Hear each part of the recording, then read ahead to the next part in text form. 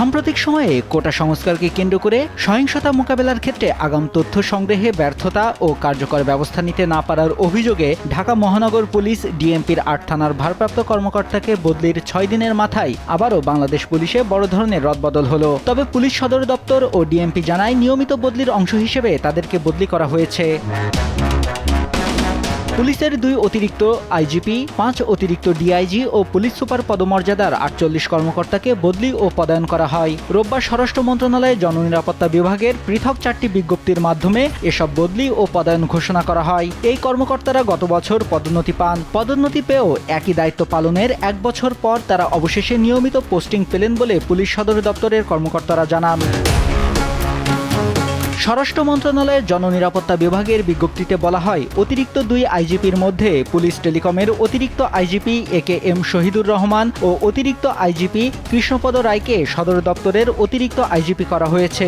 অতিরিক্ত ৫ ডিআইজির মধ্যে সদর দপ্তরে সংযুক্ত সাখাওয়াত হোসেন ট্যুরিস্ট পুলিশে, সারদা পুলিশ একাডেমির আক্কাসউদ্দিন ভূঁইয়াকে ঢাকার সন্ত্রাসবিরোধী ইউনিট এটিইউর মোহাম্মদ আসাদুল্লাহ চৌধুরীকে নৌ পুলিশে, সিলেট রেঞ্জ অফিসের এনামুল করিমকে Khagrachari armed police battalion training সেন্টারে ও মীর মোদাচ্ছের হোসেনকে হাইওয়ে পুলিশে পদায়ন করা হয়েছে।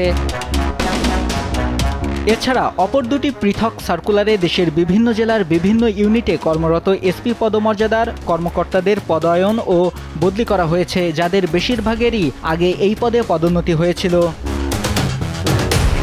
এর আগে ২২ জুলাই ঢাকা মহানগর পুলিশ ডিএমপির ৮ থানার ভারপ্রাপ্ত কর্মকর্তাকে বদলি করা হয়েছে। পুলিশের একটি সূত্র জানিয়েছে, কোটা সংস্কার আন্দোলনকে কেন্দ্র করে সংঘাত সহিংসতা মোকাবেলার ক্ষেত্রে আগাম তথ্য সংগ্রহে ব্যর্থ হওয়ায় ও কার্যকর ব্যবস্থা নিতে না পারায় ৮ থানার ওসি বদলি করা হয়।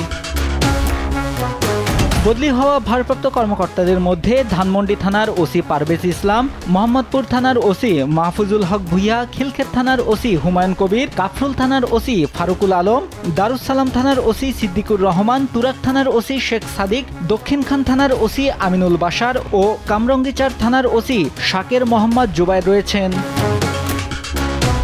এ প্রসঙ্গে পুলিশ সদর দপ্তরের মিডিয়া অ্যান্ড পাবলিক রিলেশনস বিভাগের পুলিশ সুপার এনামুল হক সাগর গণমাধ্যমকে জানান, নিয়মিত বদলির অংশ হিসেবে তাদের এই বদলি করা হয়েছে। নিউজ ডেস্ক, দেশ টিভি।